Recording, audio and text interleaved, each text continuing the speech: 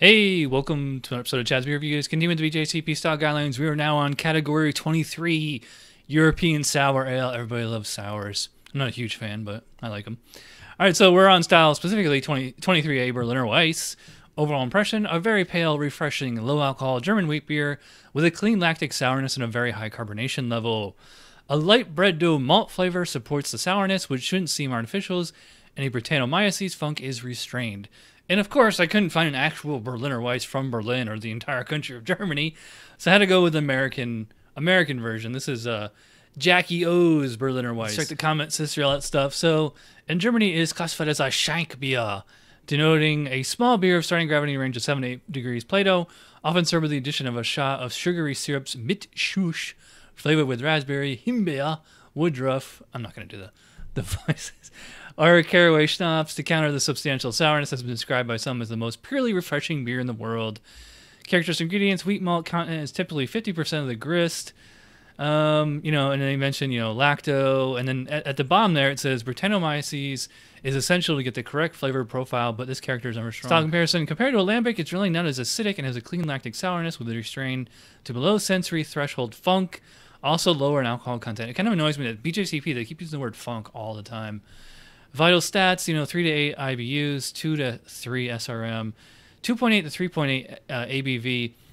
Let's dive into the Berliner Weisse. Well, yeah, I'm definitely smelling the classic lactic sourness on there. I'm also getting like a little bit of like an orange citrus on here. Yeah, it's almost like well, I don't want to say spoiled orange juice, but like like a Greek yogurt that was like maybe orange flavored. Yeah, so clean lactic sourness, just kind of a general kind of lemon or orange, citrusy kind of thing. I mean, maybe they're using American hops in there. I don't know. But yeah, pretty good smelling beer. As far as Brett, yeah, I mean, I don't know if there's Brett in here, but there is like something alluding to it in here something that could pass as Brett, I should say. All right, let's check the specs on aroma. A sharply sour character is dominant, moderate to moderately high. I would call it moderate. Can have up to a moderately fruity character, often lemony or tart. Okay, all right, there you go. The fruitiness may increase with age, and a light flowery character may develop. It's funny. It's like I think it's like the first Berliner Weisse, at least in a long time, I've had that doesn't have fruit added to it. No hop aroma. True. The wheat may present as an uncooked bread dough in fresher versions. Combined with the acidity, may suggest sourdough bread. Well, they say fresher versions. This one is not exactly super fresh, but yeah, I mean, there's just kind of a general wheat malt base there. May actually have a restrained, funky Brettanomyces character. Yeah, so a little bit on there. Yeah, to me, it's, as far as I can tell, I mean, it seems to be pretty well to the specs. Not exactly super there. I'm kind of on the border between a 9 and a 10. I'll go 9. Appearance, this is, not sure I was just picking up on camera. It's kind of on that border between orange and, deep gold. Probably about a 7 and 9 SRM. Well, I should hold up to the sunlight. It's closer to like a 2 to 4, maybe a 5. It had, the foam went up to the brim there, but of course it faded, which is pretty typical with sour beers. Although there is a lot of wheat in it, so maybe it should stick. Let's see what the specs say. Appearance: very pale, strong color. Clarity ranges from clear to somewhat hazy. Large, dense, white head with pore retention, always effervescent. Okay, so yeah, it is quite clear. It's just condensation in the glass.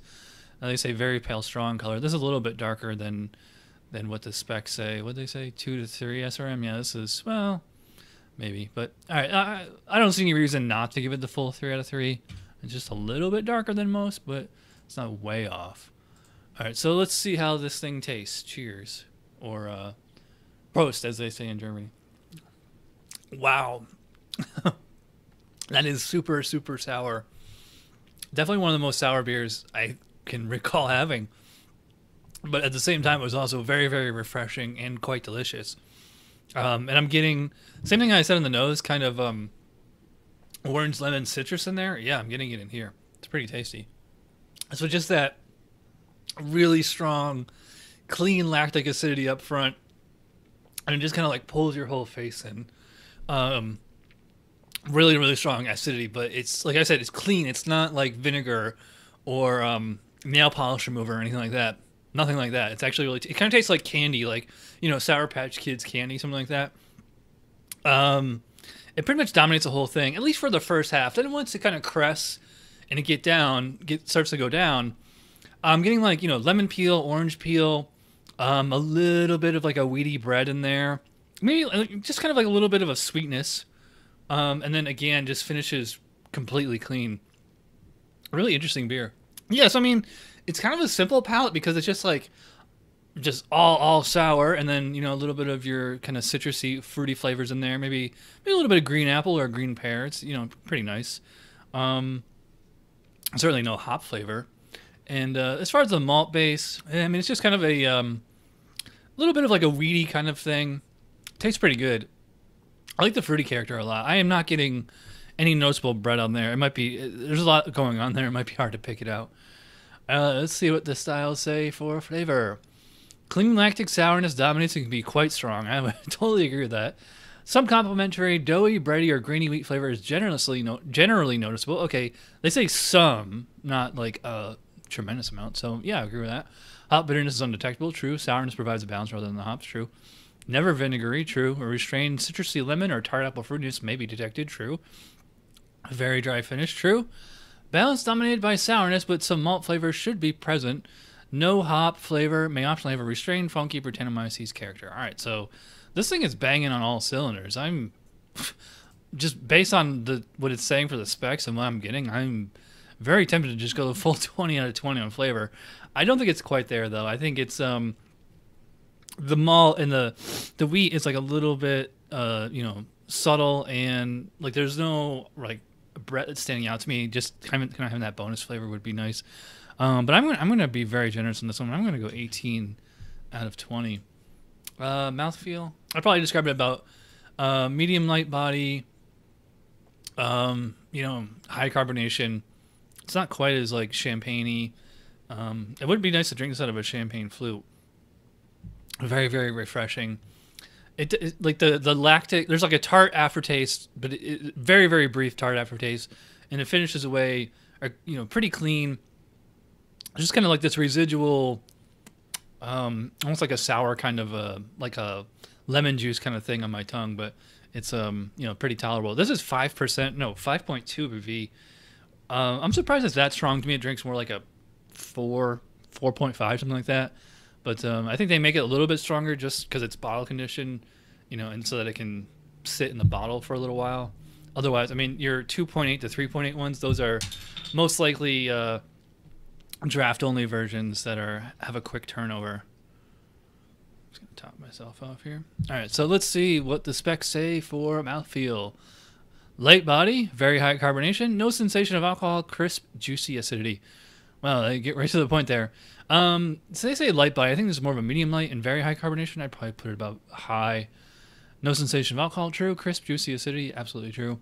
Yeah, so it's not completely there for mouthfeel, but kind of on the border between a 3 and a 5. I was pretty generous on the flavor, so I'll give it a 3. I'm just gonna ping it for not being quite as highly carbonated and a little bit stronger in body than it should be.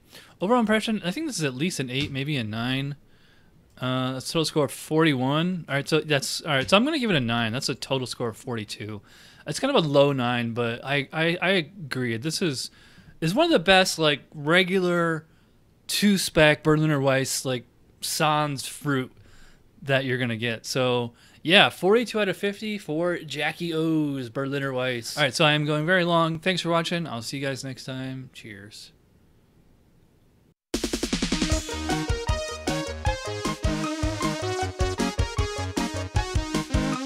Somebody brewed it, Chad just reviewed it. Thanks for watching Chad's Beer Reviews. Trust me, the next episode will be a lot better.